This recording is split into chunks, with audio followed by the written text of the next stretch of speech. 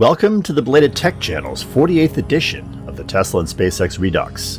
We are reviewing the milestones that occurred on each day in the week of August 16th through August 22nd in the history of Tesla, SpaceX, Starlink, The Boring Company, and Elon Musk's other various business ventures. August 16th, 2013. SpaceX's Grasshopper test rocket launched from its McGregor, Texas engineering facility on this date. It was the 7th launch of the vehicle and the 5th launch of over 100 feet.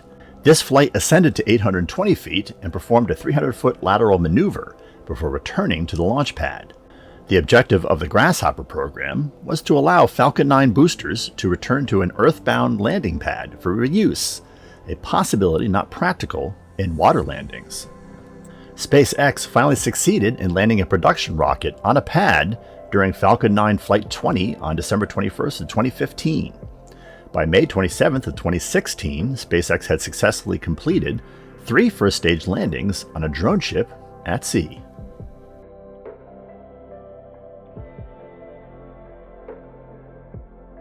August 17th, 2015. A Morgan Stanley analyst lifted its price target for Tesla stock to $465 pre-split on this date. The upgrade was predicated on the company making good on its plans to implement full autonomy in its vehicles, and thus avail itself of the app-driven robo-taxi market also being pursued by Lyft and Uber. The analyst's note said, quote, 10 trillion vehicle miles are driven annually. Firms with expertise in autonomous tech and networked machine learning can exploit the inefficiencies in the current model. Tesla may be uniquely positioned to dominate. Our price target rises to reflect its potential to lead the revolution in shared mobility. Tesla stock later rose beyond $4,000 per share pre-split on the back of vehicle sales and not its autonomy software and hardware. In fact, Tesla's full autonomy is unlikely to feature in the near future true autonomy. The capability is better thought of as a sophisticated driver assistance feature that allows for driver-monitored computer-controlled driving in controlled settings like highways and state and local marked roads. Elon Musk is still publicly optimistic that full autonomy is in the offing. The U.S.'s National Highway Traffic Safety Administration is still publicly skeptical.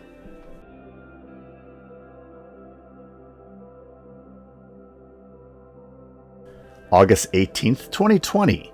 The Starlink 10 satellite cluster was lifted to orbit on a Falcon 9 B5 rocket, Booster 1049, from the Cape Canaveral Air Force Station's Launch Complex 40 on this date. The boosters successfully returned to a drone ship. It was the 10th operational and 11th launch of Starlink satellites. The mission included 3 SkySat rideshare satellites. Booster 1049 was the first to make its 6th flight. The fairings previously flew in the Starlink 3 mission in January of 2020.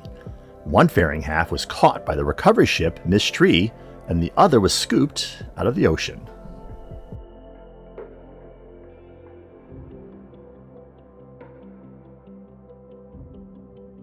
August 19th, 2018. Huffington Post founder Arianna Huffington tweeted on this date, quote, Dear Elon, please change the way you work to be more in line with the science around how humans are most effective. You need it, Tesla needs it, and the world needs it. Musk responded by tweeting, quote, Ford and Tesla are the only 2 American car companies to avoid bankruptcy. I just got home from the factory. You think this is an option? It is not. Musk is probably right. Out of the hundreds of U.S. car companies founded since the first, the Duria Motor Wagon Company of 1893, every one of them have gone bankrupt, dissolved, or been acquired by a rival. This includes General Motors and Chrysler. General Motors went bankrupt in 2009. The entity calling itself GM in 2021 is a completely different company. Chrysler was saved by former CEO Lee Iacocca when he convinced Congress in 1979 to loan the company $1.5 billion. Iacocca retired in 1992 and Chrysler foundered. The company was acquired by Daimler in 1998, divested in 2007, and went bankrupt in 2009. It was bought out of bankruptcy by Fiat. Ford steered by the Ford family for much of its 118 years of existence, has never needed a bailout or a spin through bankruptcy court.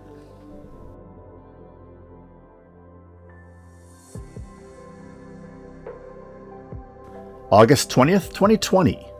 Elon Musk suggested on this date that the first step in terraforming Mars may be to explode nuclear bombs above its atmosphere. He said, quote, "Nuke Mars refers to a continuous stream of very low fallout nuclear fusion explosions above the atmosphere to create artificial suns. Much like our sun, this would not cause Mars to become radioactive. The objective would be to raise the temperature of the planet to make plant photosynthesis practical, which would then raise the oxygen levels and atmospheric pressure." This wasn't Musk's only idea. He also suggested, quote, "It might make sense to have thousands of solar reflector satellites to warm Mars versus artificial suns." It wasn't clear how long a time frame would be required to affect atmospheric change by either method, the technological challenges involved, or the cost of implementing them. Don't worry, we get it. It's a thought experiment.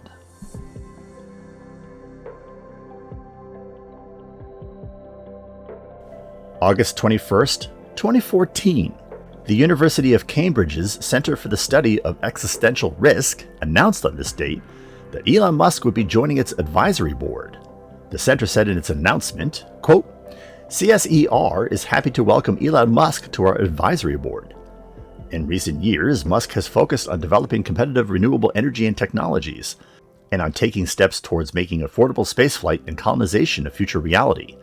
He has spoken about the responsibility of technology leaders to solve global problems and tackle global risks, and has also highlighted the potential risks from advanced AI."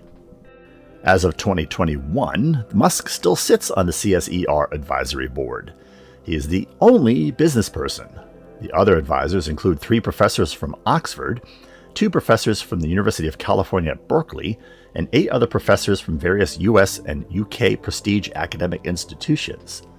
The center writes white papers and fosters networking in the area of emerging and future technological advances and their global anthropogenic impact.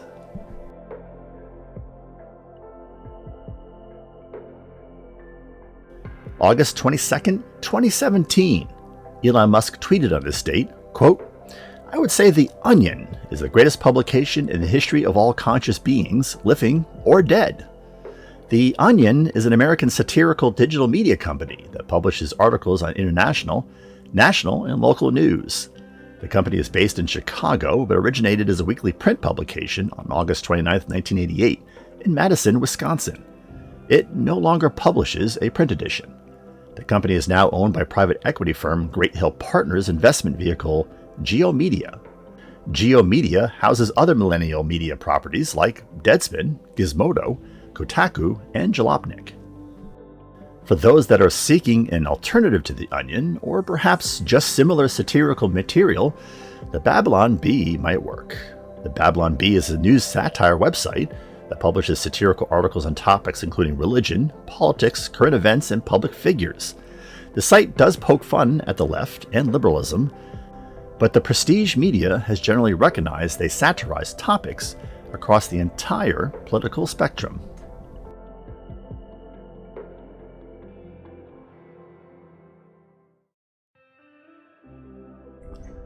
Before we get to the current event of the week, we wanted to see if you enjoyed this 48th episode of Belated Tech's Tesla and SpaceX Redux. If so, click that like button. Did you agree with our choices, or are there other events that were better? Go ahead and share with us by dropping a comment below. And if you have suggestions for an event in the future, we'll take those too. We'll credit events we pick for future videos to those viewers that post them. We hope you have been enjoying our content. Have we earned your subscription to our channel? If yes, and you have not yet taken the opportunity to subscribe, please take a moment to do so now and click the bell notification icon so you don't miss upcoming videos. We want to continue delivering great content to you. You can always unsubscribe, and subscribing is free. On August 6, 2021, Swarm Technologies, a company that operates a smallsat constellation providing Internet of Things services, revealed that it had been acquired by SpaceX in a series of filings with the Federal Communications Commission. where the company sought approval to transfer its existing satellite and ground station licenses to the Starship constellation owner. The company signed the merger deal July 16th, under which Swarm would continue to operate as a wholly owned subsidiary of SpaceX. It is not entirely clear why SpaceX acquired Swarm. The two companies' satellite constellations are not frequency compatible, nor will Swarm satellites be able to communicate with its larger SpaceX brethren via laserlink. Revenue is obviously not a motivating factor, so that leaves talent acquisition and intellectual property. It isn't evident what technology is in Swarm's IP portfolio that makes it more attractive than other smallsat manufacturers. We'll keep you posted.